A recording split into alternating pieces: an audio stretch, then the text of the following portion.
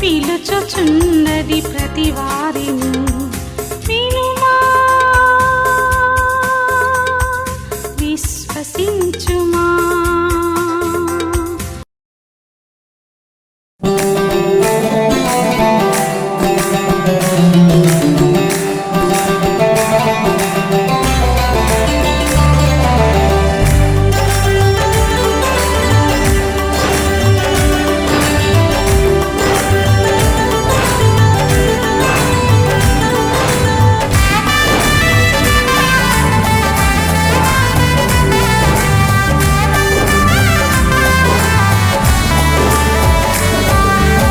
నాదంటూ లోకాన ఏది లేదయ్యా, ఒకవేళ ఉందంటే నీవిచ్చినదే ప్రభువా.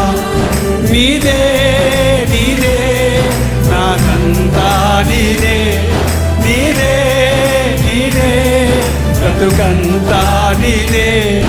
నాదంటూ లోకాన ఏది లేదయ్యా, ఒకవేళ ఉందంటే నీవిచ్చినదే ప్రభువా.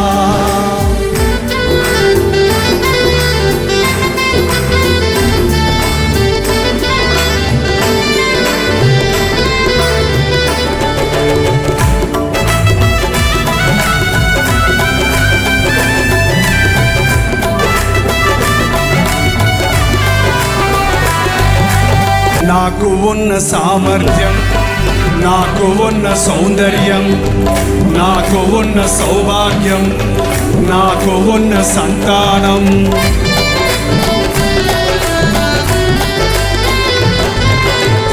నాకు ఉన్న సామర్థ్యం, నాకు ఉన్న సౌందర్యం, నాకు ఉన్న సౌభాగ్యం, నాకు ఉన్న సంతానం, అనుభవించే ఆరోగ్యం, ఆరగించే ఆహారం, అనుభవించే ఆరోగ్యం, అనుభవించే ఆహారం కేవలం నీదేనయ్యా, కేవలం నీదేనయ్యా, కేవలం నీదేనయ్యా. నాకంటూ లోకాన ఏది లేదయ్యా, ఒకవేళ ఉందంటే నీవిచ్చినదే ప్రభువా. నాదంటూ లోకాన ఏది లేదయ్యా, ఒకవేళ ఉందంటే నీవిచ్చినదే ప్రభువా.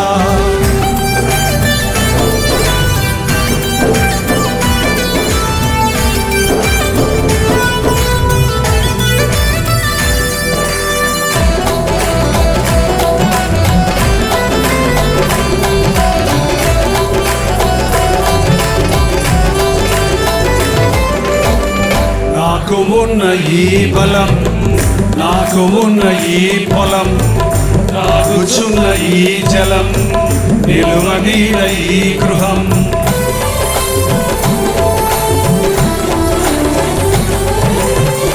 నాకు ఉన్న ఈ పొలం, నాకు ఉన్న ఈ స్థలం, నాకు ఉన్న ఈ జలం, నిలువనీడ ఈ గృహం, నిలిచి ఉన్న ఈ క్షణం, బ్రతుకుచున్న ప్రతి క్షణం, నిలిచి ఉన్న ఈ క్షణం, బ్రతుకుచున్న ప్రతి క్షణం, కేవలం నీదేనయ్యా, కేవలం నీదేనయ్యా, కేవలం నీదేనయ్యా. నాదంటూ లోకాన ఏది లేదయ్యా, ఒకవేళ ఉండంటే నీవిచ్చినదే ప్రభువా. నాదంటూ లోకాన ఏది లేదయ్యా, ఒకవేళ ఉండంటే నీవిచ్చినదే ప్రభువా. నీదే నీదే బ్రతుకంతా నీదే, నీదే నీదే బ్రతుకంతా నీదే, నీదే నీదే బ్రతుకంతా నీదే, నీదే నీదే బ్రతుకంతా నీదే.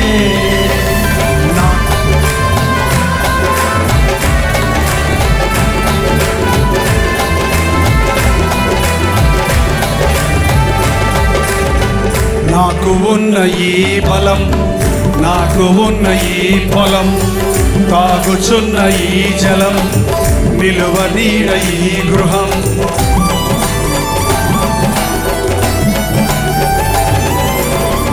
నాకు ఉన్న ఈ బలం, నాకు ఉన్న ఈ పొలం, తాగుచున్న ఈ జలం, నిలువ నీడ ఈ గృహం, నిలిచి ఉన్న ఈ క్షణం, బ్రతుకుచున్న ప్రతి క్షణం, నిలిచి ఉన్న ఈ క్షణం, బ్రతుకుచున్న ప్రతి క్షణం, కేవలం నీదేనయ్యా, కేవలం నీదేనయ్యా, కేవలం నీదేనయ్యా. నాదంటూ లోకాన ఏది లేదయ్యా, ఒకవేళ ఉందంటే నీవిచ్చినదే ప్రభువా. నాదంటూ లోకాన ఏది లేదయ్యా, ఒకవేళ ఉందంటే నీవిచ్చినదే ప్రభువా. నీదే నీదే నీదే, నీదే నీదే బ్రతుకంతా నీదే, నీదే నీదే బ్రతుకంతా నీదే, నీదే నీదే బ్రతుకంతా నీదే. హల్లెలూయా.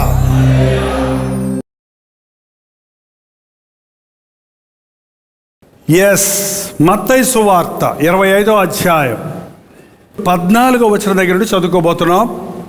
పరలోక రాజ్యము ఒక మనుష్యుడు దేశాంతరమునకు ప్రయాణమై తన దాసులను పిలిచి తన ఆస్తిని వారికి అప్పగించినట్లుండును. అతడు ఒకనికి 5 తలాంతులను, ఒకనికి 2, ఒకనికి 1, ఎవని సామర్థ్యము చొప్పున వానికిచ్చి వెంటనే దేశాంతరము పోయెను. యేసు ప్రభువు చేసిన బోధలు ఉపమానాలతో చెప్పేవాడు ఆయన. ఉపమానము అంటే ఉదాహరణ ఇచ్చి చెప్పేవాడు, అందరికీ అర్థమయ్యే రీతిగా చెప్పేవాడు. ఎందుకంటే ఆయన చెప్పే సంగతులు భూ సంబంధమైనవి కావు. భూ సంబంధమైన సంగతులు చెబితేనే మనకు అర్థం కానివి ఎన్నో ఉన్నాయి. నక్షత్ర శాస్త్రాన్ని గురించి, గణిత శాస్త్రాన్ని గురించి, ఆయుర్వేదం గురించి, ఇంకా ఏంటిది భూగోళ చరిత్రను గురించి, ఆకాశ మండలాన్ని గురించి, యూనివర్స్ గురించి చెబితే మనకేమర్థమవుతాయి చెప్పండి? అటువంటి సమయాల్లో పరలోకం, ఇవన్నీ మనం చూస్తున్న వాటినే మనం అర్థం చేసుకోలేం.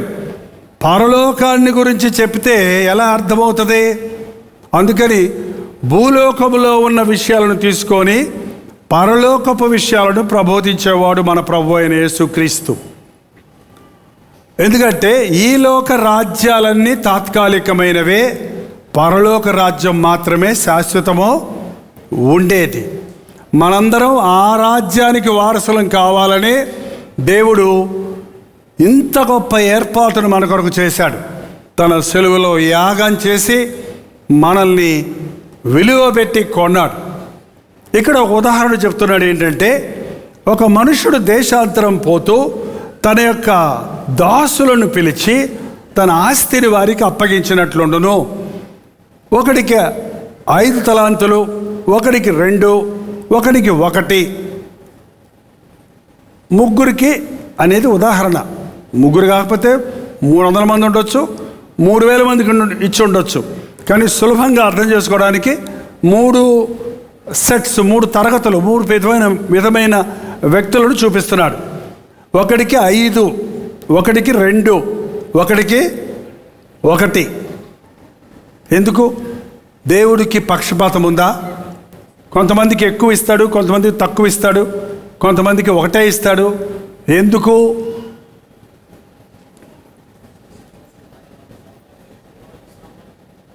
ఆరు చదివి చెప్పేస్తున్నారా? కాదండి, మీరు పిల్లలు స్కూల్కి వెళ్తున్నప్పుడు పాకెట్ మనీ ఇస్తారా? ఎంత ఇస్తారు? మీకు 3 కుమారులు ఉన్నారనుకోండి, ఒకడు కాలేజీలో చదువుతున్నాడు, ఒకడు హై స్కూల్లో చదువుతున్నాడు, ఓ బిడ్డ కిండర్ గార్డెన్ స్కూల్లో చదువుతుంది. ముగ్గురికి ఒకేలాగా ప్రేమించాలి కాబట్టి ముగ్గురికి బైకులు కొనిస్తారా? ముగ్గురికి 300 రూపాయలు ఇస్తారా? ఏం చేస్తారు మీరు? వారికి ఏది అవసరమో, ఏది హ్యాండిల్ చేయగలరో, ఏది వారికి ఉపయోగించుకోగలరో దాన్ని వారికి మీరు ఇస్తారు. అంతే కదా? దేవుడు ఎప్పుడు పక్షపాతం లేదండి. అందుకే మనం ఎవరైనా సరే ఇతరులను చూసి వారికి ఎక్కువ ఇచ్చావు, నాకు ఇవ్వలేదు, వారు బాగున్నారు, నేను చిన్నింట్లో ఉన్నాను, వాళ్ళు పెద్దింట్లో ఉన్నారు, వాళ్ళు మంచి కారులో తిరుగుతున్నారు, నేను డొక్కు కారులో తిరుగుతున్నాను, వాళ్ళకి 2 అంతస్తుల మేడ ఉంది, నాకు ఇల్లు కూడా లేదు అని పోల్చుకునేవాడు క్రైస్తవుడు కాదండి. ఇచ్చింది ఏదైనా దాంతో సంతృష్టి కలిగి ఉంటే, ఇచ్చిన దానిని నమ్మకంగా ఉపయోగిస్తే, ఇచ్చిన దాంట్లో మనం నమ్మకస్తులుగా ఉంటే దేవుడు ఖచ్చితంగా ఎక్కువ ఇస్తాడు. ముందు 1 ఇచ్చి చూశాడు, దీంట్లో నమ్మకంగా ఉండు, నీకు ఇంకెన్నో ఇస్తాను. ఇక్కడ 5 అనేది ఇది ఈ తలాంతుల విషయం కాకుండా దేవుడిచ్చేటువంటి వరాలు లేక తలాంతులు లేక ఆస్తిపాస్తులు లేక అనేక రకాలైనటువంటి గుణగణాలు లేక తలాంతులు అంటే నీలో ఉన్నటువంటి సామర్థ్యత, మెరిట్, నీలో ఉన్న ప్రత్యేకతలు ఎన్నో ఉంటాయి కొంతమందికి. వాటిని కాకుండా జనరల్గా మామూలుగా దేవుడు అందరికీ ఇచ్చినవి కొన్ని ఉన్నాయండి. అందరికీ కామన్గా ఇచ్చినవి కొన్ని ఉన్నాయి. ముందు అవేంటో చెప్తారా? సమయం అందరికీ ఇచ్చారా? రాజుకైనా, పేదకైనా, ప్రైమ్ మినిస్టర్కైనా, బెచ్చగాడికైనా 24 గంటలు ఇచ్చాడా లేదా? ప్రైమ్ మినిస్టర్ కాబట్టి ఆయనకి 48 గంటలు, అడుగు తినేవాడికి 1 గంట ఇచ్చాడా? అందరికీ ఇచ్చింది సమయం. రెండోది అందరికి ఇచ్చింది ఏంటి? ఫ్యామిలీ ఉన్న వాళ్ళందరూ చేయి చూపించండి. ఓకే, దింపండి. పెళ్ళి అయ్యాక ఫ్యామిలీ వస్తుందా? పెళ్ళి కాకముందు కూడా ఫ్యామిలీ ఉందా? పెళ్ళి అయ్యే వరకు అమ్మ నాన్న ఫ్యామిలీలో ఉన్నాం. పెళ్ళయిన తర్వాత నీ కుటుంబం, నీ ఫ్యామిలీ, నీకు అందరికి ఇచ్చారా? దేవుడు అందరికీ ఇచ్చింది ఇంకోటి ఏంటి? కుటుంబం. ఎస్, ఇంకోటి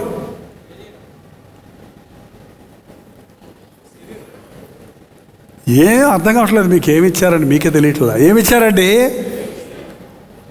మీ శరీరం. మీ శరీరమైనా పక్క వాళ్ళ శరీరంలో ఉంటున్నారు దెయ్యాల్లాగా. దెయ్యాలకు శరీరాలు లేవండి.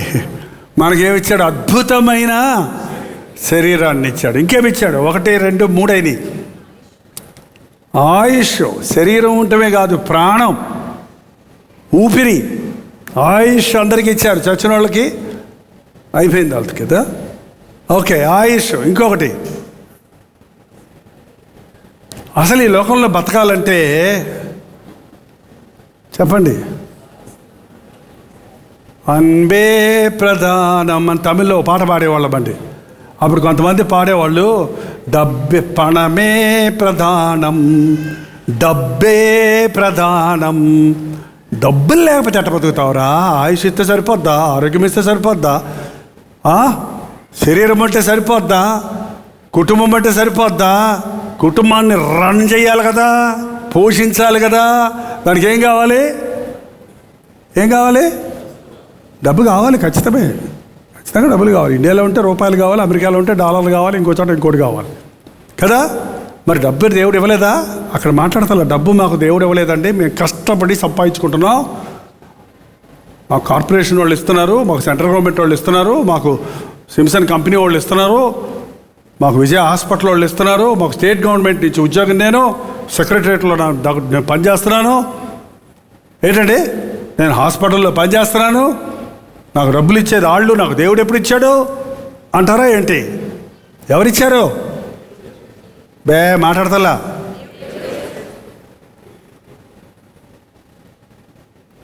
ఇంట్లో ఎవరైనా ఈసారి నా డబ్బు అంటే చెప్పండి, అప్పుడు నాకు వచ్చి చెప్పండి. నా ఈ డబ్బులు, నా డబ్బులు ఇయ్యి అంటారు చూడండి. ఎవరిచ్చారు? అందరికీ డబ్బులు ఉన్నాయా? డబ్బులు లేవండి.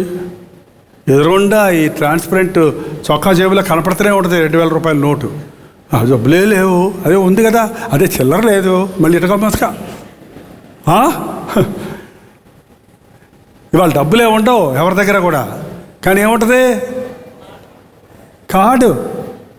పర్సు తీస్తే 5-6 కార్డులు ఉంటాయి. ఒకటి అప్పుల కార్డు, ఒకటి ఆ బ్యాంకుది, ఒకటి ఈ బ్యాంకుది. ఓకే, దేవుడు అందరికీ ఇచ్చాడండి. కొంచెము పాకెట్ మనీ ఇచ్చారు. మీరు ఉద్యోగం చేయని వాళ్ళు అయితే మీ అమ్మ నాన్న కొంచెం డబ్బులు ఇస్తారా లేదా? నువ్వు ఉద్యోగం చేయకపోతే నీకు వంట ఖర్చులకు ఆయన ఇస్తున్నాడా లేదా? ఏదో ఒకటి, ఏదో విధంగా మన చేతుల్లోని కొంత డబ్బు వస్తుందా లేదా?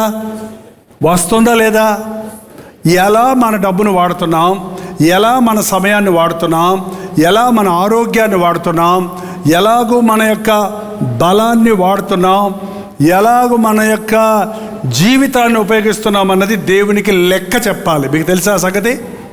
దేవునికి మనం లెక్క చెప్పాలి. అందుకనే ఇచ్చి చూస్తున్నాడు ప్రభు.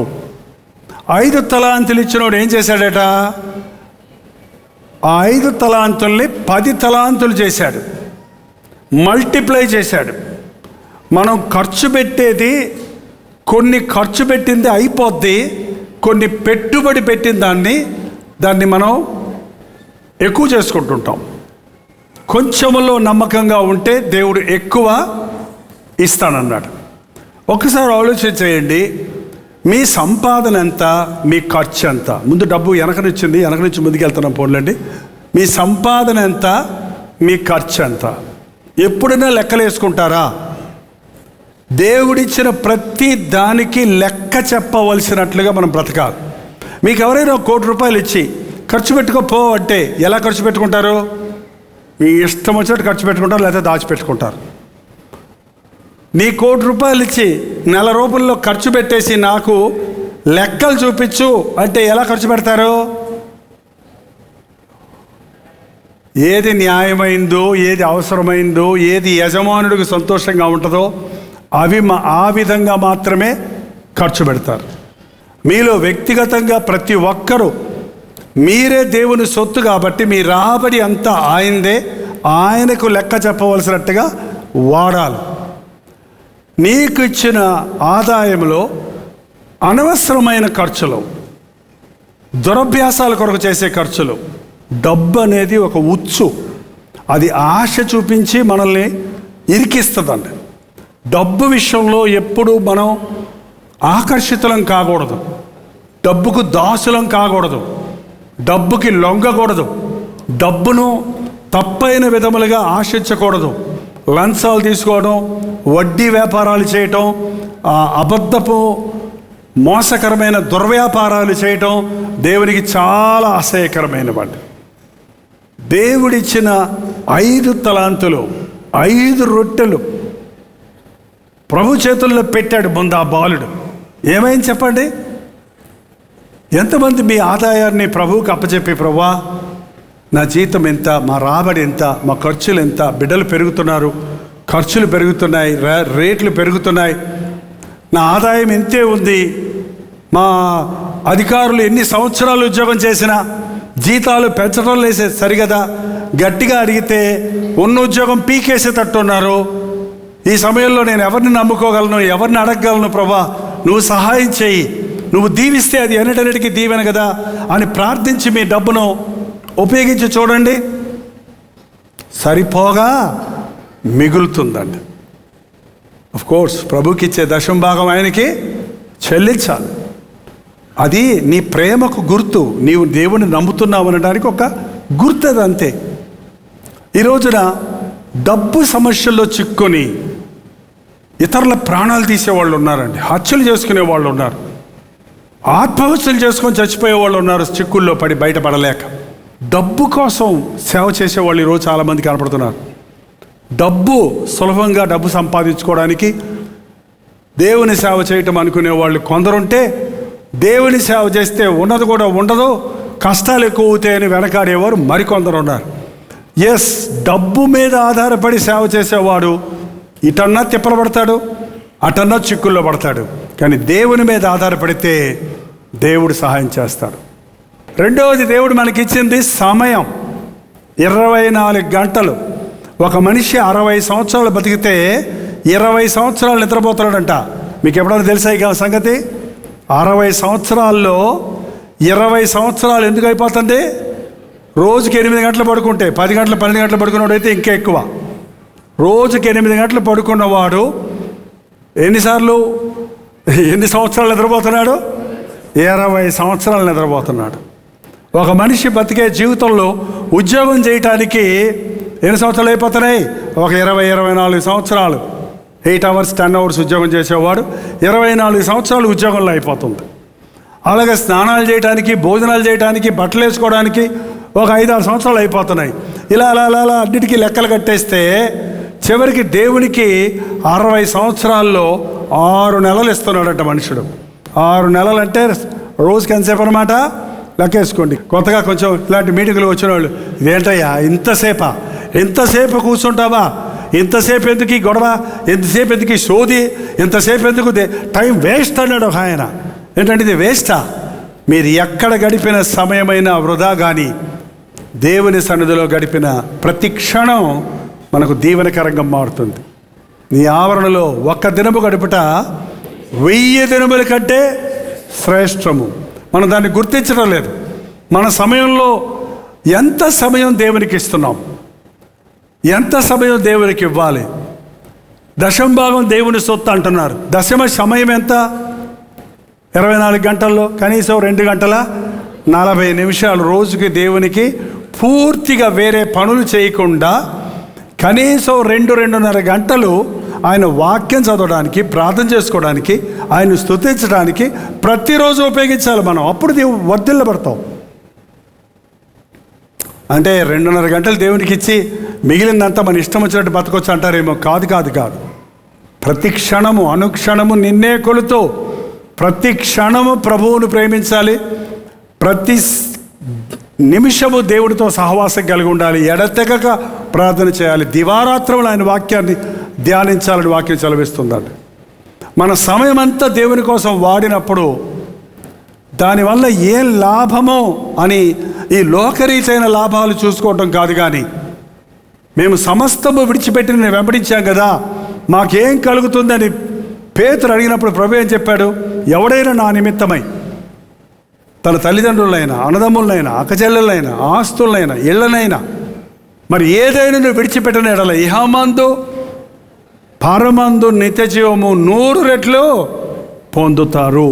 మనం దాన్ని గుర్తిస్తలేదు. దేవుని రాజ్యం శాశ్వతమైన రాజ్యం కొరకు సిద్ధపడుతున్నామన్నప్పుడు మన సమయాన్ని ఆయన రాజ్యం కొరకు వాడాలి, ఆయన్ని మహిమపరిచే రీతిగా వాడాలి అని గుర్తించడం లేదు. మూడోది మన యొక్క కుటుంబం.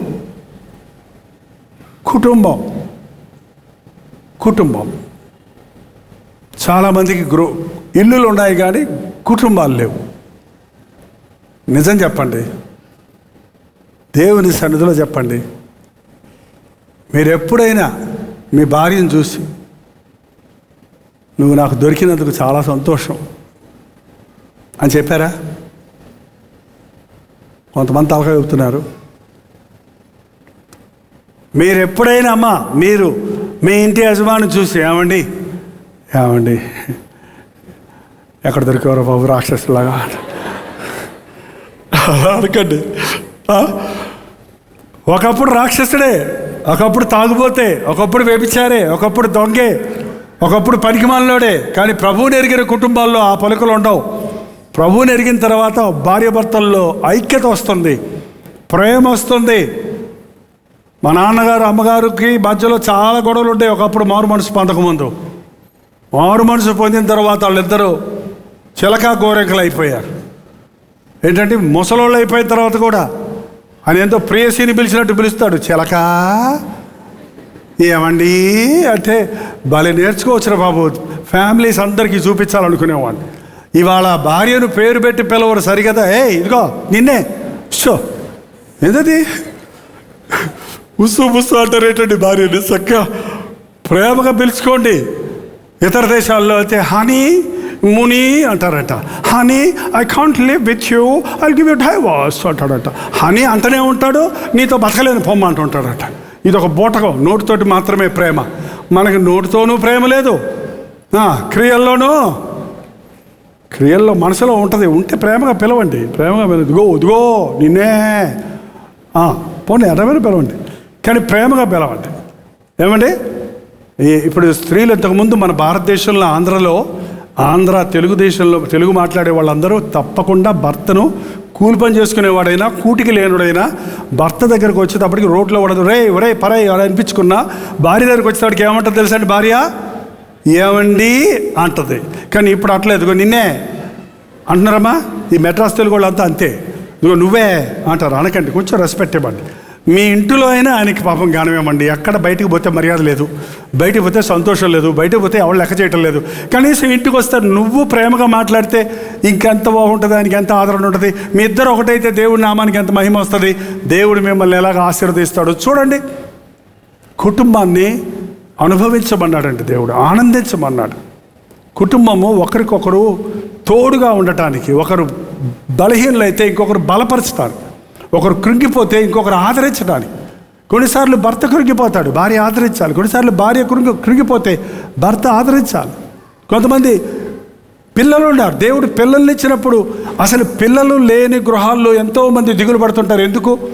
పిల్లలు ఉన్నప్పుడు ఆ ఇంటిలో ఉన్న కళ, ఆ ఇంటిలో ఉన్న ఆనందం ఎంత చక్కగా మనసుకు సేద తీర్చబడుతుంది. ఇది కుటుంబం దేవునికి ఇచ్చాడు. కుక్కలకి నక్కలకి కుటుంబాలు లేవండి, వాటికి సంబంధాలు లేవు. వాటికి ఎక్కడ ఒక గూడు లేదు. వాటికి ఎక్కడ పడితే అక్కడ, ఎట్ట పడితే అట్ట పంది పిల్లల్ని కంటది, అవి పెద్ద ఎడుదారు అటు పోతాయి, అటు దానికి దీనికి సంబంధం లేదు. కానీ మనుషులు అలా కాదు. మనం దేవుని ఆకారంలో చేశాడు, దేవుని స్వరూపంలో చేశాడు. మనం పరలోకపు కుటుంబంలో నిరంతరం జీవించాలని ఈ లోకంలో కుటుంబాలను ఒక నమూనాగా, పరలోకానికి నమూనాగా మనకి ఇచ్చాడు. మీ కుటుంబంలో ఐక్యత ఉందా? మీ ఇంటిలో కుటుంబ ప్రార్థన ఉందా? కుటుంబ ప్రార్థన ఉందా? దీనికి మాత్రం చేయెత్తాల్సిందే. కుటుంబ ప్రార్థన మేము చేసుకుంటున్నాం. కుటుంబాలు ఉన్నాయని అందరూ చేతులెత్తారు, కుటుంబ ప్రార్థన ఉందని కొందరే చేయెత్తుతున్నారు. ఈ రోజు నుంచి మేము కుటుంబ ప్రార్థన చేసుకుంటామన్న వాళ్ళు మాత్రం హల్లెలూయా చెప్పండి, నీరసంగానే చెప్పండి. అది నిజమే. నన్ను ఏం చేయమంటారండి, ఆయన రాడు. నన్ను ఏం చేయమంటారండి, ఆమె రాదు. నన్ను ఏం చేయమంటారండి, పిల్లలు నా మాట వినరు అని చెప్తారేమో. మీరు కుటుంబ ప్రార్థనకి మీకున్న ఇంటిలో ఒకే గది ఉన్నా, 2 గదులున్నా, 2 అంతస్తులున్నా ఒక ప్లేస్ని ఏర్పాటు చేసుకోండి. సాయంత్రం ఈ టైం అందరికీ అనుకూలమైన సమయం, మీ ఇష్టం వచ్చిన సమయం, ఈ టైంలో ఇక్కడ కుటుంబ ప్రార్థన జరుగుద్ది అని మీరు నిర్ణయించుకోండి. సాయంకాలం అయ్యేటప్పటికి ఎవరు వచ్చినా రాకపోయినా నువ్వు వెళ్ళి కూర్చో, నువ్వు వెళ్ళి ప్రార్థన చేస్తుండు. మీ పెద్దోడు వస్తాడు, లేకపోతే చిన్నోడు వస్తాడు, మీ ఇద్దరు ప్రార్థన చేయండి. నీ భార్య వస్తుంది, మీరు ప్రార్థన చేయండి. 1 రోజు కాకపోతే 2 రోజులు కాకపోతే 3 రోజులు కాకపోతే 5 రోజులు ప్రార్థన చేస్తూనే ఉండండి. మీ ప్రార్థన ప్రభావము మీ ఇంటి వారందరినీ ఆహ్వానిస్తుంది. మీ ఇంటిలో బలమైన స్థిరమైన ప్రార్థన జరుగుతుంది. ఈ రోజు నుంచి ట్రై చేస్తారా? ఇద్దరు ఏకీభవిస్తే చాలు. 2 ఉంటే చాలు, నేను ఉంటానన్నాడు. మీతో పాటు కనీసం కుటుంబ ప్రార్థనలో కూర్చొని ఒక్కరు లేరా? నీ భార్యో, భర్తో, బిడ్డో, కుమారుడో, కుమార్తె ఒకరు లేరా? సంపాదించండి వాళ్ళు ప్రభు కొరకు. మీరు ఒకవేళ హాస్టల్స్లో ఉంటుంటే, రూమ్స్లో ఉంటుంటే, హాస్టల్ మేట్స్, రూమ్ మేట్స్ మీరు కలిసి ప్రార్థన చేయండి. మీరు రూమ్స్ తీసుకుంటున్న వారు, చదువుకోవడానికి వచ్చిన వాళ్ళు, మీరు విశ్వాసులతో కలిసి మీరు రూమ్ షేర్ చేయడానికి ప్రయత్నించండి వీలైనంత వరకు. లేదంటే మీ విశ్వాసాన్ని బట్టి అవిశ్వాసిని ప్రభు దగ్గరకు నడిపించడానికి ప్రయత్నం చేయండి. దేవుడిచ్చినటువంటి ఐక్యత, ఈ చర్చ్ అనేది కూడా ఒక పెద్ద కుటుంబం అంటది. ఇక్కడ మనందరం కలిసి ప్రార్థించాలి, కలిసి పాడాలి, కలిసి దేవుని మాటలు వినాలి, కలిసి దేవుని హృదయానుసారంగా బ్రతకాలన్నది దేవుని ప్రణాళికగా ఉన్నది. ఒకటి మనకిచ్చిన సమయం, మనకిచ్చిన డబ్బు, మనకిచ్చిన కుటుంబం, మనకిచ్చినటువంటి శరీరము. ఈ అద్భుతమైన శరీరాన్ని గురించి మన విలువ మనకు తెలియటం లేదు కానండి. ఒక కృత్రిమంగా ఒక మనిషి లాంటి రోబోట్ని చేయడానికి కొన్ని మిలియన్స్ డాలర్ ఖర్చు అవుతుందట. అంత వేసినా కూడా దాన్ని ఆపరేట్ చేయడానికి మనిషి కావాలి. మళ్ళీ దాన్ని పనిచేసేటట్టు చేయడానికి అవి కొంతమట్టుకి లిమిటెడ్ పని మాత్రమే చేయగలుగుతాయి. కానీ దేవుడు మనకు ఎంత సామర్థ్యం ఇచ్చాడంటే, ఒక కన్ను తీసుకుంటే ఈ కన్ను చేసే పని 250 టీవీ స్టేషన్స్, 250 టీవీ రిసీవర్స్ చేసే పని ఒక కన్ను చేస్తుందండి. ఎంత ఖర్చు అవుతుంది అనుకుంటారు? ఒక టెలివిజన్ స్టేషన్ తయారు చేయాలంటే అంత పని మన కన్ను. మీ కళ్ళు కనపడుతున్నాయా? బ్లాక్ అండ్ వైట్ కనపడుతుందా? కలర్స్ కనపడుతున్నాయా? కలర్స్. కలర్ టీవీ లేదే అని ఏడుస్తారు కొంతమంది. కలర్ టీవీ ఉన్నా కళ్ళు కలర్ టీవీ కనపడిపోతే ప్రయోజనం లేదు కదా. దేవుడు కళ్ళు ఇచ్చినందుకు దేవుడిని స్తుతించాలి. మన చెవిలో వినపడుతున్నాయా? వినపడుతుందా? ఓకే. హార్మోనియంలో 7 కీస్ ఉంటాయి, పియానోలో 77కి అని వెళ్తుంది అనమాట. కానీ మన చెవి ఎంత సున్నితమైన శబ్దమైనా తీసుకోగలిగిన, అనేక రెట్లు శబ్దాలు లయలు తీసుకోగలిగినంత సున్నితమైనదిగా ఉంది. కాబట్టి స్టీరియో వినగలుగుతున్నాం, బేస్ వినగలుగుతున్నాం, ఆనందించగలుగుతున్నాం. ఒక చెవిని కృత్రిమంగా నిర్మాణం చేయాలంటే చాలా కష్టమైంది. చాలామంది వాళ్ళ చెవిలో పెట్టుకుంటారు కదా, దానికి బ్యాటరీలు పెట్టుకోవాలి, అది అయిపోద్ది, మళ్ళీ అది పెట్టుకుని ఏర్పడదు కొంతమందికి. మీలో కొంతమందికి చెవుడు ఉందనుకుంటున్నాను. లేదా మీరు ఎవరన్నా మాట్లాడతారు అన్నారంటే వాళ్ళు చెప్పే వాళ్ళ నోటి కన్నా నత్తి ఉండాలి, వినే మీకన్నా చెవుడు ఉండాలని అర్థం. మీరే దాన్ని టెస్ట్ చేసుకోండి. ఇంకా ఒక్కొక్క అవయవం గురించి చెప్పాలంటేనండి, మన గుండె ఒక రోజుకి 1,00,000 సార్లు కొట్టుకుంటుంది. ఒక 60 సంవత్సరాలు బతికినోడికి ఎన్నిసార్లు కొట్టుకుంటుందో లెక్కేసుకోండి. నో ఓవర్ ఆయిలింగ్, నో షర్ట్కి వెళ్దాం. నువ్వు నిద్రపోతున్నా అది కొట్టుకుంటూనే ఉండాలి. నువ్వు నిద్రపోతున్నావు, నిద్రపోయింది అనుకో, నువ్వు లేవిక. ఏంటండి ఎన్ని 100 గ్యాలన్ల బ్లడ్ ప్యూరిఫై చేస్తుందో తెలుసా? ఆ యొక్క లెక్కలన్నీ చెప్తాం ఇప్పుడు, నాకు మనకు అవసరం లేదు. కానీ ఇంత అద్భుతమైన శరీరం, మన శరీరంలో ఉన్న ఈ నరాలన్నీ లైన్గా పెడితే కొన్ని 100 మిలియన్ల, కొన్ని 100 మైళ్ళ దూరం వస్తుందటండి. అంత చక్కగా అమర్చిపెట్టున్నాడు మన శరీరంలో. అందుకని బ్లడ్ సర్క్యులేషన్ బ్రెయిన్కి, అది కాలుకి వెళ్ళేటట్టుగా దేవుడు అమర్చాడు. అనుకున్న కిడ్నీలు ఆ రోజుల్లో 1,00,000, ఇప్పుడెంతో మరి 5 లక్షలు, 10 లక్షలు ఒక కిడ్నీ. 2 కిడ్నీలు ఇచ్చాడు. ఎన్ని లక్షలు ఉన్నాయి నీకు? ఎన్నమ్మా? 10 లక్షలు పెట్టుకొని ఏం లేదంటారేంటి? అలాగే ఒక లివర్, అలాగే కళ్ళు, అలాగే చెవులు, వీటన్నిటి వెల లెక్కలు కట్టలేమని ఇంత అద్భుతమైన శరీరాన్ని నీకు ఇచ్చాడు దేవుడు. నాకు ఉన్న ఈ బలం, నాకు ఉన్న సౌందర్యం నీవిచ్చిందే ప్రభువా, నీవిచ్చిందే. ఎంతమంది మనం దేహంతో దేవుణ్ణి మహింపరుస్తున్నాం? ఈ దేహము దేవుని నిమిత్తము కానీ జారత్వము నిమిత్తమో కాదు. మన శరీరంలో నివసించవలసింది మన ప్రభువు కానీ అపవాది కానే కాదు. నీ దేహము దేవునికి అప్పగించుకోవాలి. నీ దేహముతో దేవునిని మహిమపరిచే కార్యాలు చేయాలి. నీ నోటితో దేవుని మహిమపరిచే పదాలు పలకాలి. నీకు ఇచ్చిన ప్రతి అవయవము దేవుని కొరకు, దేవుని రాజ్యం కొరకు, దేవునిని పరచుట కొరకు మనం ఉపయోగించాలని. నా జీవితంలో ఎప్పుడు దేవుని స్తుతిస్తాను, నా యవ్వన కాలం అంతా దేవుని మందిరంలో ఉండటానికి 30 సంవత్సరాల వయసు వచ్చే వరకు దేవుని మందిరంలో ఉండటం, కేవలం దేవుని పని మాత్రమే చేయడానికి. అన్ని పనులు, తొడవటము, కడగటము, ప్రింటింగో, బిల్డింగో, ఏదైనా సరే అన్ని పనులు దేవుని మందిరం కొరకు చేయటం నాకెంతో భాగ్యం. ఈనాటికి దాని ఆశీర్వాదాన్ని నేను పొందుతున్నాను. ఓకే, చివరికి వెళ్ళిపోదాం. మనకిచ్చింది అన్నిటికంటే మించింది మనకిచ్చినటువంటి ఆయుష్, మనకున్న ఊపిరి. ఒక నిమిషానికి 23 సార్లు శ్వాస నిశ్వాసాలు జరుగుతున్నాయి మనకు లెక్క తెలియకుండానే. ఆస్మా పేషెంట్ అయితే తెలుస్తుంది, మనకు తెలియదు. గాలి పీల్చుకుంటున్నప్పుడు పీల్చుకొని వదిలేస్తున్నాం ఏం శబ్దం లేకుండా. అదే ఆస్మా పేషెంట్స్ అయితే చూడండి, లెక్క పెట్టి చూడండి ఎన్నిసార్లు అంటారు వాళ్ళు. ఇలా అనేవాడు అనడానికి ఏమైంది, అయిపోయింది. నీ నోరు కళ్ళు మూసేస్తారు అంతే, నిన్ను మూట కట్టి పడేస్తారు అవతల, అంతే కదా.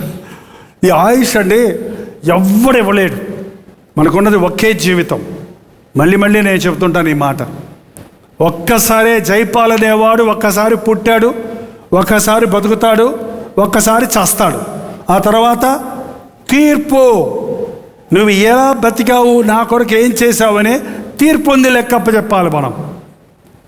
కాబట్టి మనం బతికే బతుకులో ఏం చేస్తున్నాం, దేవుని కోసం ఏం చేస్తున్నాం, శాశ్వతమైనది ఏం చేస్తున్నాం, దేవుడు మెచ్చేవి ఎన్ని చేస్తున్నాం, దేవునికి ఇష్టలుగా ఎలా బ్రతుకుతున్నాం అన్నది మనం పరిశీలించుకోవాలండి.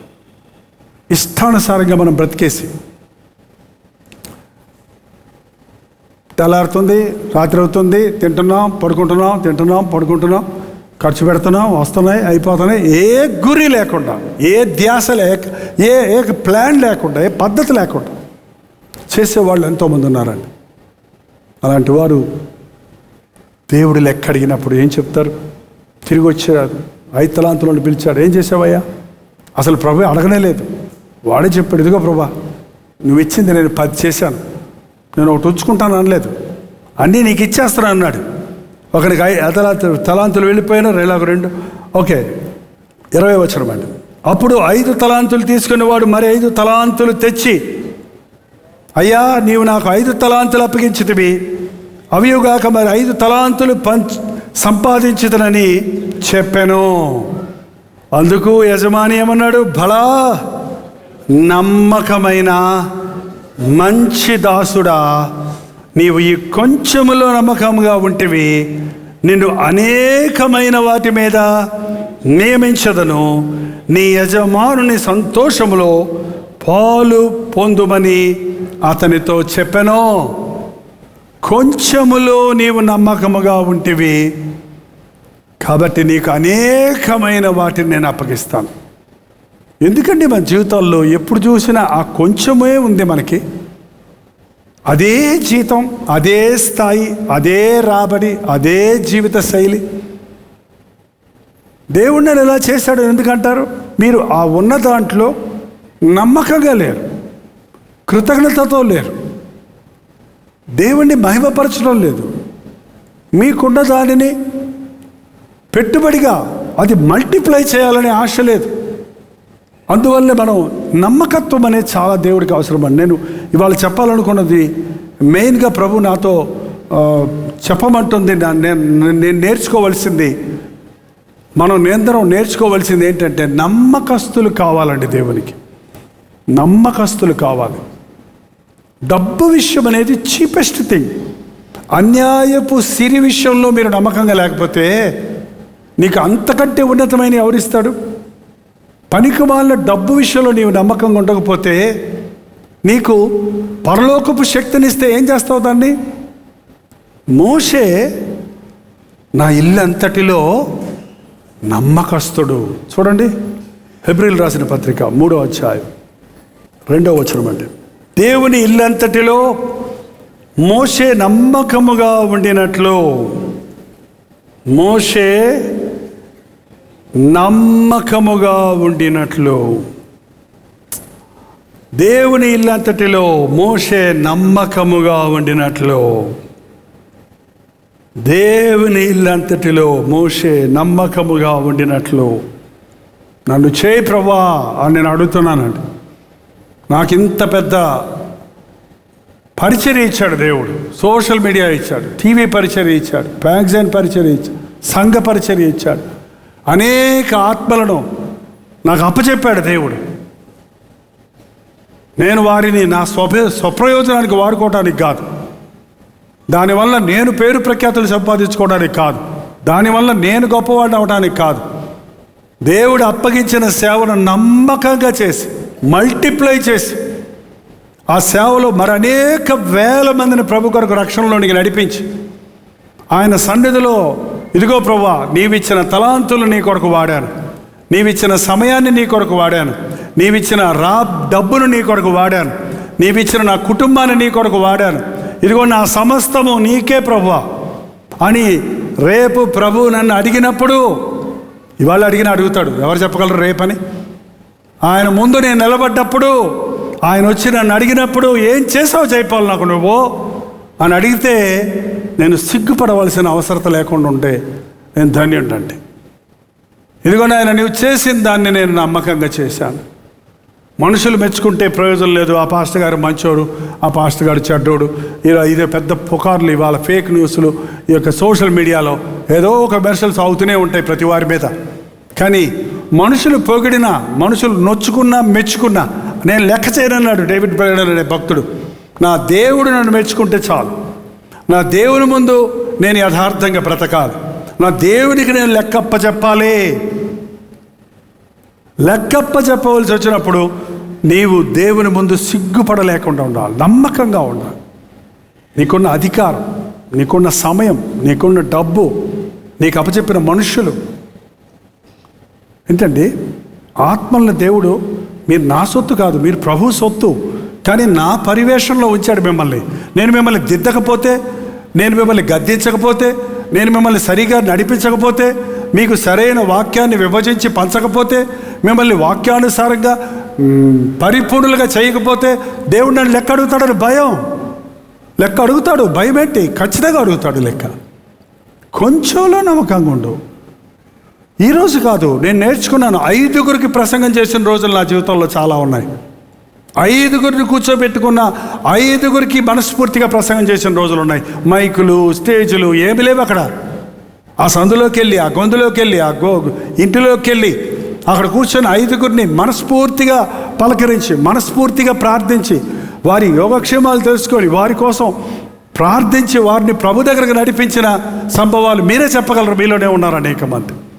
10 సంవత్సరాలు గొప్ప సేవ చేసిన తర్వాత మళ్ళీ కాపురం వెళ్ళిన తర్వాత మళ్ళీ ఆ పల్లెటూరులో 5 మందికి, 10 మందికి, 30 మందికి, 50 మందికి ప్రసంగం చేసినప్పుడు కూడా నమ్మకంగా ఈ సేవ చెయ్యను, ఇలాంటి సేవ నాకు వద్దు, నేను మళ్ళీ మెడ్రాస్ వెళ్ళిపోతా, లేకపోతే ఇంకోదే చేసుకుంటా, నేను అది చేస్తా, వాళ్ళందరూ ప్రసంగానికి పిలుస్తున్నారు, అక్కడికి వెళ్తే నాకు మంచి ఘనత వస్తుంది, ఇక్కడికి వస్తే నన్ను బాగా చూసుకుంటారు. మీకు తెలుసండి, ఆ మధ్య కొంత సిక్ అయినప్పుడు కొందరు సేవకులు నన్ను పిలిచారు, ఇంకెంతకాలం మీరు కష్టపడతారు, మా దగ్గరకు వచ్చేయండి, మీకు అన్నీ మేము ఫెసిలిటీస్ అన్నీ చేస్తాం, మిమ్మల్ని బంగారంలో చూసుకుంటాం అన్నాడు. బాబోయ్, బంగారంలో చూసుకుంటాడట. తుడిచి దారిలో పెడతారనమాట బంగారం. వద్దు నాయన, నాకు కాలు చేయి ఆడుతుంది, నా ప్రభు కొరకు నేను ఊపిరి ఉన్నంత కాలం ప్రయాసపడతాను. ఒకరోజు అడుగుతాడండి దేవుడు, నన్ను కూడా అడుగుతాడు.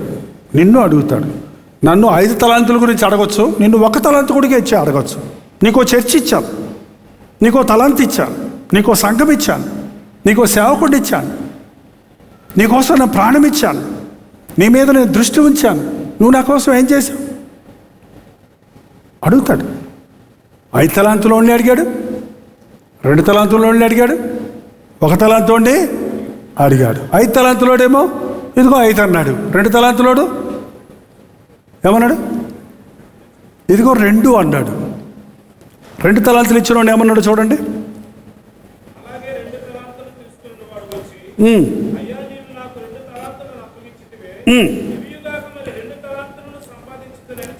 అందుకు అతని యజమానుడు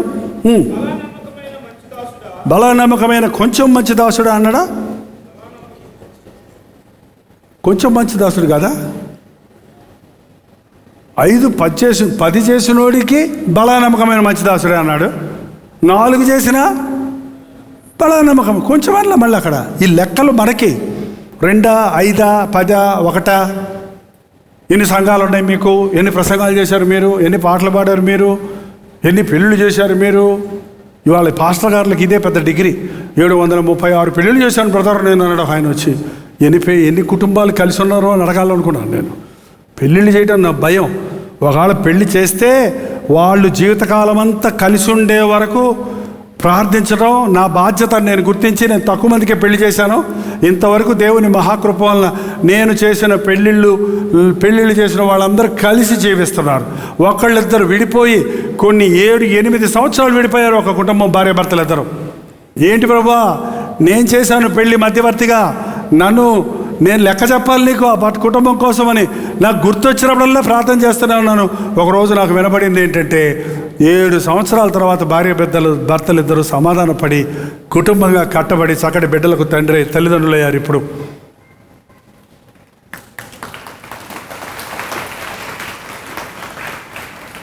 కానీ వాళ్ళు ఇప్పుడు ఇక్కడ లేరు అనుకుంటా, మన చెన్నై వాళ్ళే. ఓకే, ఇంకా కొన్ని కుటుంబాలు మధ్యలో కలహాలు వచ్చినాయి, భేదాలు వచ్చినాయి. కానీ వారి కోసం ప్రార్థిస్తున్నప్పుడు మీ వివాహాలు దేవుని చిత్తంలో జరగాలి. ఒక బిడ్డకు పేరు పెడితే ఆ బిడ్డ కొరకు జీవితకాలం అంతా ప్రార్థన చేయాలనేది నా భారం అండి. ఊరక పేరు పెట్టి పంపించేయటం కాదు, దేవుడికి లెక్క చెప్పాలి. నువ్వు పేరు పెట్టిన వాళ్ళు ఎంతమంది పరలోకంలో ఉన్నారు? నువ్వు బాప్తీసం ఇచ్చిన వాళ్ళు ఎంతమంది పరలోకంలో ఉన్నారు? నువ్వు పెళ్లి చేసిన కుటుంబాల నుంచి ఎంతమంది దైవజనులు లేచారు? నువ్వు ప్రార్థించిన వారిని ఎంతమందిని పరిపూర్ణులు చేశావు అని రేపొద్దున దేవుడు లెక్కడిగినప్పుడు నేను సరిగా లెక్కలు చెప్పకపోతే బలా నమ్మకమైన మంచి దాసుడా అని కాదు, పోనీలే నమ్మకమైన మంచి దాసుడా అని కాదు, పోనీలే దాసుడా వచ్చే నా రాజ్యానికి అనడు. కానీ ఏమంటాడు తెలుసండి? ఒక చలాంతి ఇచ్చినోడిని ఏమన్నాడు తెలుసండి? సోమరివైనా చెడ్డ దాసుడా, రే సోమరోడా, నిర్లక్ష్యపరుడా, అజాగ్రత్తపరుడా, విశ్వాసం లేనివాడ. ఒక తలాంతి అంటే ఊరికి వచ్చింది అనుకుంటున్నావా? నీకు ఒక తలాంతి ఇస్తే కృతజ్ఞత లేకుండా వాడికి 5 ఇవ్వాలా, వీడికి 2 ఇవ్వాలా, నాకు 1 ఇచ్చాడా? ఏం చేసుకోమంటావు దీన్ని? నాకు ఎందుకు వచ్చిన కూడా నీతోటి? నువ్వు ఎలాగో వస్తావు, నువ్వు మళ్ళీ లెక్కలు అడుగుతావు, నాకు తెలుసులే. నువ్వు ఇచ్చిన దాన్ని నేను ఏదైనా చేస్తే కూడా నువ్వు ఇచ్చేయమంటావు, మళ్ళీ నాకేం ప్రయోజనం? ఇదే కొంతమంది అండి, నేను దేవుని కోసం ఎంత సేవ చేస్తే నాకేం ప్రయోజనం? కష్టపడి సంఘాన్ని కడితే సంఘం వదిలిపెట్టి పో అంటే రాళ్ళ దెబ్బలు తిని నానా తిప్పలు పడి కాపురంలో సంఘం కట్టామండి. ఆత్మలు సంపాదించాం. ఒక్కొక్క ఇంటికి తిరిగి చర్చి కట్టబడింది, మందిరం కట్టబడింది, మనుషులు మారారు. మంచి ప్రభు అన్నాడు, పో చెన్నై ఇవ్వమన్నాడు. అరే వీళ్ళందరినీ వదిలిపెట్టి ఎట్లా పోవాలి? పో. ఇంకో సేవకుడికి అప్పచెప్పి వచ్చేసాను. ఈ చెన్నైలో పాత 10 సంవత్సరాలు సేవ చేసిన తర్వాత నీలగిరి కొండలకు పొమ్మన్నప్పుడైతే అసలు ప్రాణం పెట్టి చేశాను ఆ రోజుల్లో సేవ, యవనస్తుడిగా. ఏడ్చుకుంటూ పోయాను నేను. ఏమీ అర్థం కాలేదు నాకు. ఆ తర్వాత నాకు అర్థమవుతుంది, ఇప్పుడు మెచ్యూరిటీ వచ్చింది కాబట్టి స్పిరిచువల్గా వదిలిపెట్టలేకపోయాము ఆ రోజుల్లో. పో, నీ సేవ కాదు ఇది, నేను అప్పచెప్పిన సేవ, చెయ్యమనంతా సేపు చెయ్యి, వద్దంటే వదిలిపెట్టావు. ఇంకో చోటుకి పొమ్మంటే పో. ఫిలిప్పు మంచి సేవ చేస్తున్నాడు, గారడీ వాడు అనుకొని అందరు గారడీ దగ్గర పోయినాడు. ఫిలిప్పు సువార్త ప్రకటిస్తుంటే గారడీ వాడి బ్యాచ్ అంతా ఖాళీ అయిపోయింది. అందరు ఫిలిప్పు దగ్గరకు వచ్చేసాడు సామరయ్యలో. గారడీ వాడు కూడా వచ్చి బాప్తీసం తీసేసుకున్నాడు. ఊరంతా మారిపోయింది. రాళ్ళ దెబ్బలు కాదు కదా, పళ్ళ పలహారాలతో నిండిపోయాడు. సడన్గా ఒకరోజు చెప్పాడు, ఫిలిప్ నువ్వు అరణ్య మార్గంలో పరిగెత్తు, రథం వెళ్తుంది అక్కడ పరిగెత్తు. ఏంటి ప్రభా, ఇంత మంచి ఊరంతా మారింది, సంఘం అంతా వదిలిపెట్టి నేను ఎక్కడికి పోమంటావు? పేతురు వ్యవహారాలు చూసుకుంటాను, నువ్వు పోయాడా? పోలేదా? నేను బాను, నేను యేసుప్రభు సంఘం కాకపోతే లూసిఫర్ సంఘం పెట్టుకుంటాను, నేను ఇక్కడే ఉంటా. ఇవాళ అదేనండి చాలామంది చేసే పని. వెళ్ళిపోయాడు. అక్కడ ఒక ఆత్మని సంపాదించాడు, నపుంసకుల అధిపతిని సంపాదించాడు. చరిత్ర చెప్తుంది అతడు వెళ్ళి ఆ దేశం అంతటిని, ఐథియోపియుడైన వాడు, ఇవాళ ఆఫ్రికన్స్లో చాలామంది విశ్వాసులు క్రిస్టియన్స్ ఉండడానికి కారణం ఆ రోజు నయమాను వెళ్ళి చెప్పిన సాక్ష్యం, ఆ రోజు ఇతను ఇథియోపియాలో ఉన్న వారు చెప్పిన తర్వాత మిషనరీలు వెళ్ళిన తర్వాత ఈరోజు క్రిస్టియన్ సింగర్స్, స్పోర్ట్స్ మ్యాన్స్ ఇవాళ ఆఫ్రికన్స్ అరణ్యంలో కీకారణ్యంలో బ్రతికే మూర్ఖమైన జనాంగాలు ప్రభువుని నమ్ముకోగలిగారు. దేవుడి ప్రణాళికలు వేరండి. దేవుడు చెప్పింది చెప్పినట్టు చెయ్యాలి. దేవుడు మెచ్చేటట్టుగా మనం బ్రతకాలి. దేవుడు నమ్మకస్తుల కోసం ఎతుకుతున్నాడు. బలా నమ్మకమైన మంచి దాసుడా, ఆ మాట ఎప్పుడు వినపడద్దా, ఎప్పుడు నన్ను ప్రభు పిలుస్తాడా అని ఆశ కలిగిన వాడిగా నేనున్నానండి. అంతవరకు నమ్మకంగా ఉండాలి. మన డబ్బు విషయంలో, మన సమయం విషయంలో, మన శరీరాన్ని ఉపయోగించుకునే విషయంలో, మన కుటుంబం విషయంలో, మన ప్రాణం ఊపిరి దేవునిది అన్న సంగతి మనం గుర్తుపెట్టుకోవాలి. మోషే ఇల్లంతటిలో నమ్మకస్తుడు. మళ్ళొక్కసారి అడిగి వెళ్దామని 2వ వచనం 3:2 దేవుని ఇల్లంతటిలో మోషే నమ్మకస్తుడు అయినట్టు ఈయన కూడా తన్ను నియమించిన వానికి నమ్మకముగా ఉండెను. ప్రతి ఇల్లును ఎవడైనా ఒకరి చేత కట్టబడను, సమస్తమును కట్టినవాడు దేవుడే. ఇంటికంటే దానిని కట్టినవాడు ఎక్కువ ఘనత పొందినట్లు ఈయన మోషే కంటే ఎక్కువ మహిమకు అర్హుడిగా ఎంచబడెను.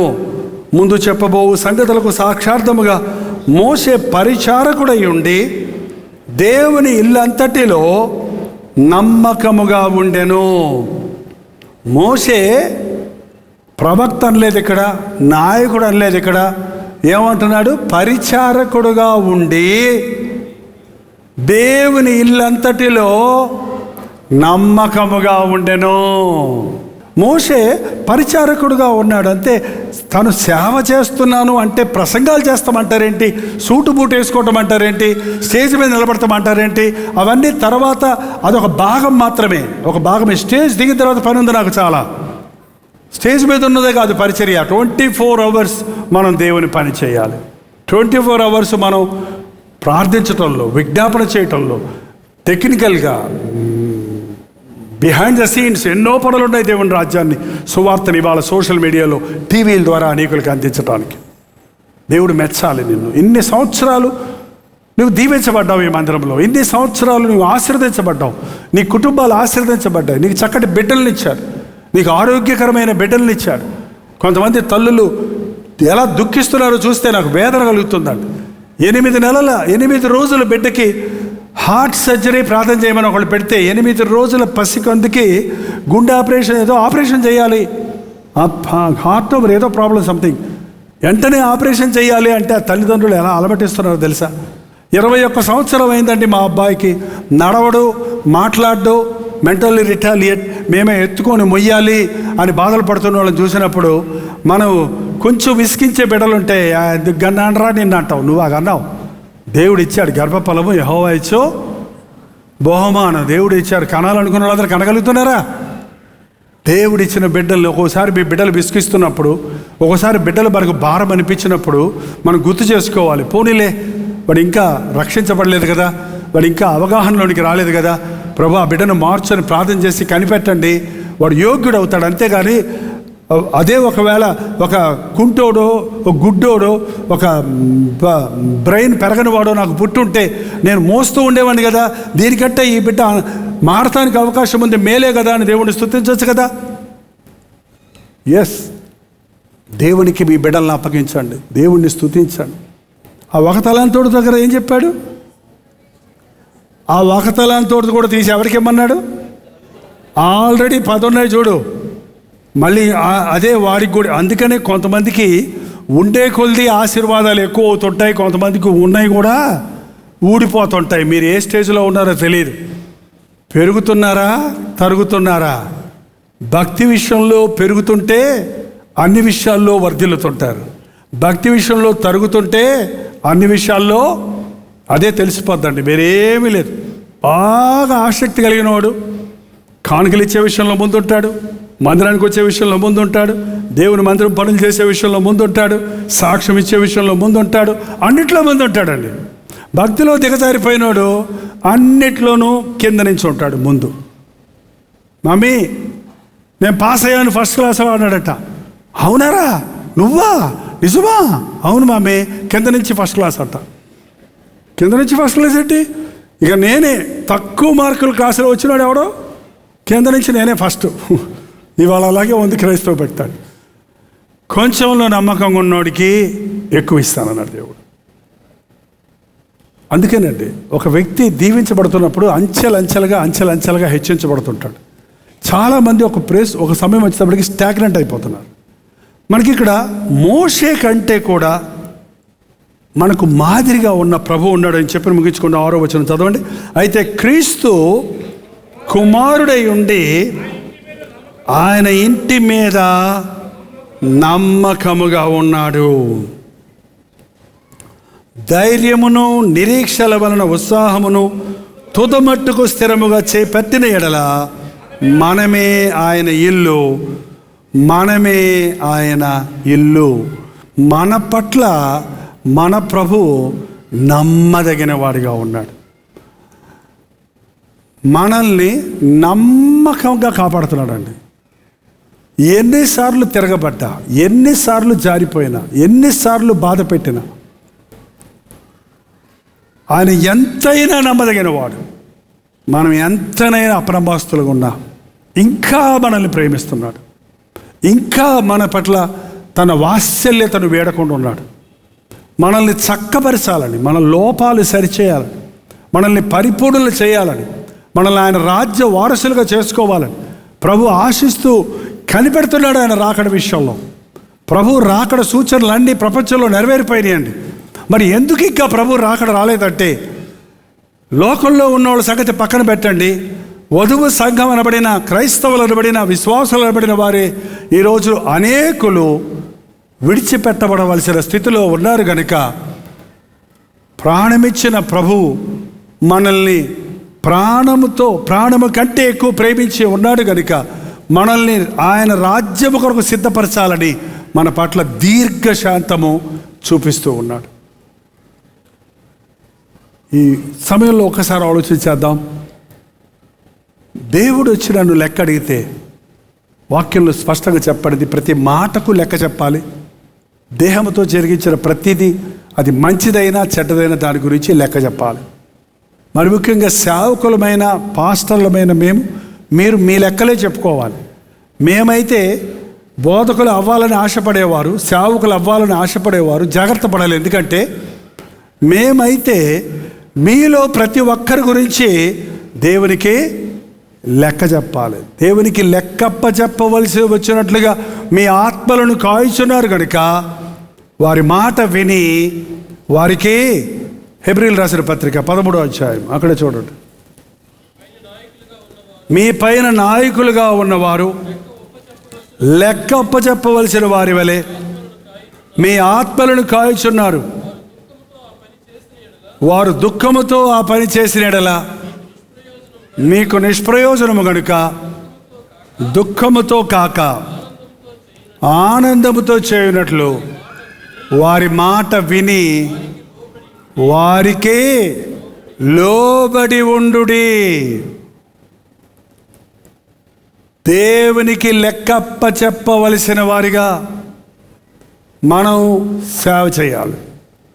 దేవుడు అప్పగించిన బాధ్యత, ఒక పాట పాడమన్నా, ఒక లిస్టు తయారు చేయమన్నా, ఒక వాయిద్యాలు వాయించమన్నా, ఒక లైవ్లో యాక్టివ్గా ఉన్నా, ఒక సోషల్ మీడియాలో వర్క్ చేస్తున్న, ఒక టీవీ పరిచయలో పాలిభాగస్తులైనా, దేవుడు నాకు అప్పచెప్పాడు ఈ పని 100% పెర్ఫెక్షన్ ఉండాలి. నాకు అదొక నాకు తిక్క అంటారు నిజంగా. అందుకే అన్నిటికీ చేతస్థం చేస్తాడన్న, అన్నీ పర్ఫెక్ట్ అంటాడు. మరి నా దేవుడు పర్ఫెక్ట్ కదా? మీ దేవుడు పర్ఫెక్ట్ కదా? కాదా? నేను పరిపూర్ణుడై ఉన్న ప్రకారము మీరును ప్రతి విషయంలో పరిపూర్ణులై ఉండండి. నోబడీ ఈజ్ పర్ఫెక్ట్ అనుకుంటూ ఒక సాగు చెప్పుకుంటూ పోతా ఉన్నది ఇవాళ. Yes, nobody is perfect, but with Christ we are perfect. మనలో ఉన్న కళంకాలు, మనలో ఉన్న లోపాలు, మనలో ఉన్న బలహీనతలు, మనలో ఉన్న పాతాదాము స్వభావాలన్నిటి నుంచి మనల్ని విముక్తి చేయడానికే యేసుక్రీస్తు తన రక్తాన్ని చిందించాడు. ప్రభు వైపు చూస్తే ఏంటండి, ఒక మంచి మాస్టర్ ఏం చెప్తాడు? Look at me and do. నేను చేసింది చేయమంటాడు. యేసు వైపు చూడమంటుంది అందుకే బైబిల్. యేసయ్య చేసింది మనం చేస్తే వీ విల్ బికమ్ పర్ఫెక్ట్. ఆయనలాగా మనం మార్చబడతాం. హల్లెలూయా. పూర్ణ హృదయంతో నాకు పాట ఏం పాడేమో అది, వాక్యం ఏమన్నామో అది, నువ్వు ఇచ్చినవన్నీ నీకోసం నేను వాడతానయ్యా, నీ మహిమార్థమై వాడతానయ్యా. నేను వాటిని పదంతులు చేసి, వాటిని అభివృద్ధిపరిచి, వాటిని ఎక్కువ చేసి నీ ముందు నిలబడతాను. నా సమస్తము నీకే అన్నది మనం నోరు తెరిచి ప్రభుతో చెబుదాం. లేచి నిలబడండి, ప్రార్థన చేద్దాం. యేసు ప్రభు తన సమస్తాన్ని మనకి అప్పచెప్పాడు. చిన్న ప్రార్థన, నోరు తెరిచి చెప్పండి. నా సమయాన్ని వృధాపరుచుకుంటున్నానయ్యా, నా తలాంతులు వృధాపరుచుకుంటున్నానయ్యా, నా సంతానాన్ని నీ కోసం వాడతలేదయ్యా, నా బిడ్డలు నీ రాజ్యంలో గొప్పవారిగా ఉండాలని ఆశపడతలేదయ్యా, నా డబ్బు విషయంలో నేను అపనమ్మకస్తుడుగా ఉన్నానయ్యా. నిజంగా దేవుని దృష్టిలో మీరు ఎలా ఉన్నారో అది ఒప్పుకోండి, చెప్పుకోండి. మన తప్పులు మనం చెప్పుకుంటే దాన్ని సరిచేయడానికి ప్రభు సిద్ధంగా ఉన్నాడు. ప్రతి ఒక్కరు నోరు తెరిచి ప్రార్థన చేద్దాం. కొద్ది క్షణాలు ప్రార్థన చేద్దాం. ఈ రోజు నుంచి నాయన, నేను డబ్బు విషయంలో నమ్మకస్తులుగా ఉంటాను, నా సమయం విషయంలో నమ్మకస్తులుగా ఉంటాను, నా దేహాన్ని నీకోసమే ఉపయోగిస్తాను, నా జీవితాన్ని నీకే అంకితం చేసుకుంటున్నాను అని ప్రభుతో చెప్పండి. నా కుటుంబం నీకోసమేనాయనా, నా బిడ్డలు నీకోసమేనయ్యా, నా ఇంట్లో కుటుంబ ప్రార్థన మొదలు పెడతానయ్యా, నాకు సహాయం చేయమని ప్రభుని అడగండి. ప్రతి ఒక్కరు నోరు తెరిచి ప్రార్థన చేయాలండి. ఇదిగో ఒక నిబంధన చేసుకోకుండా ప్రభు బలలో పాలు పంపులు పొందొద్దు.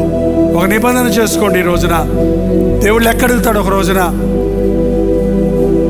ఆయన ముందు నిలబడాలి. మనం ఏం చేసావు నా కోసం అంటే ఏ సమాధానం చెప్తావు? నిన్ను రక్షించుకున్నానే, కోట్లాది విలువ కంటే ఎక్కువైన ఆత్మ రక్షణ ఇచ్చాను నీకు. ఆ రక్షణ ఏం చేసావు నువ్వు? నీ రక్షణ సాక్ష్యాన్ని ఏం చేసావు? కొంచెం కింద మంచం కింద పెట్టుకున్నావా? నీ రక్షణ సాక్ష్యాన్ని పంచి ఎవరినైనా రక్షణలోనికి నడిపించావా? ఇతరులకు మాదిరిగా ఉన్నావా? నీ చేతిలో ఉన్న డబ్బు విషయంలో నమ్మకంగా ఉన్నావా? నీకు ఇచ్చిన అధికారం విషయంలో నమ్మకంగా ఉన్నావా? నీకు ఇచ్చిన ఆధిక్యత విషయంలో నమ్మకంగా ఉన్నావా? ప్రభు మనల్ని అడుగుతాడండి. ఇప్పుడే పరిశోధించుకుందాం, మన లెక్కలు సరి చేసుకుందాం. లేదంటే ఒకరోజు దేవుడు లెక్క చూసి ముగిస్తాడు. మెనేమెనెటికేలు ఫారసి, నిన్ను తాసులో తోచగా నీవు తక్కువగా కనపడితివి, నీ రాజ్యం నీ వద్ద నుంచి తీసేస్తున్నానని బెల్షదర్తో చెప్పినట్లుగా నీ అధికారాన్ని తీసేస్తున్నాను, నీ దగ్గర ఉన్న దాన్ని తీసేస్తున్నాను, నీ ప్రాణం తీసేస్తానంటే మనకు దిక్కే దిక. దేవునితో చెబుదాం, నాయన నన్ను క్షమించయ్యా, అపనమ్మకస్తులుగా ఉన్నానని క్షమించు నాయన. అపనమ్మకస్తులతో పాటు అగ్నిగుండంలో పాలు పంపులు పొందకుండా ఉండటానికే కదా నమ్మకస్తులుగా ఈ లోకంలోనికి వచ్చి నమ్మకమైన సాక్షిగా నా కొరకు ప్రాణమిచ్చి నీ రక్తమిచ్చి నన్ను కొన్నావే, నీకు వందనాలు యేసయ్యా అని ప్రభువుని చెబుదాం. ఎందుకంటే నీకోసం రక్తమిచ్చిన ప్రభు నిన్ను అడుగుతున్నాడు, నీకోసం సమస్తము దారపోసిన ప్రభు నిన్ను అడుగుతున్నాడు. నాయన నన్ను క్షమించయ్యా, సోమరైన చెడ్డదాసులుగా ఉన్నానయ్యా, అజాగ్రత్తగా ఉన్నానయ్యా, అలక్ష్యంగా ఉన్నానయ్యా, లోక కార్యాల కోసమే కక్కుర్తిపడుతున్నానయ్యా, లోక సంపాదన కోసమే ఆశపడుతున్నానయ్యా. నీవిచ్చిన రక్షణ మూలబెట్టి నీవిచ్చిన వరాలను వ్యాపారం కోసం వాడుతున్నాను, దుర్వ్యాపారం కోసం వాడుతున్నాను, డబ్బు సంపాదన కోసం వాడుతున్నాను, పేరు ప్రఖ్యాతుల కొరకు వాడుతున్నాను. నన్ను క్షమించయ్యా అని ప్రభు దగ్గర చెబుదాం. సహోదరి ప్రార్థించు. నీ కుటుంబాన్ని కట్టుకుంటున్నావా? నీ బిడ్డలు దైవ భయంలో పెంచుకుంటున్నావా? నీ బిడ్డలు దేవుని రాజ్యంలో గొప్పవారిగా ఉండాలని ఆశిస్తున్నావా? నీ సమయాన్ని సద్వినియోగపరుచుకొని దినమంతటిలో దేవుని కొరకు ఏదైనా చేయగలుగుతున్నావా?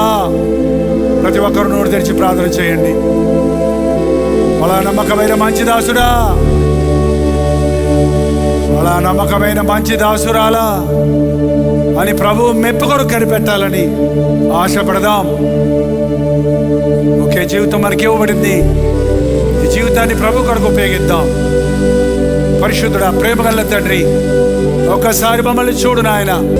లైవ్లో జూమ్లో ఏకీపిస్తున్న వారిని చూడయ్యా. ఎన్నో దీవెనలు మేము పొందామయ్యా.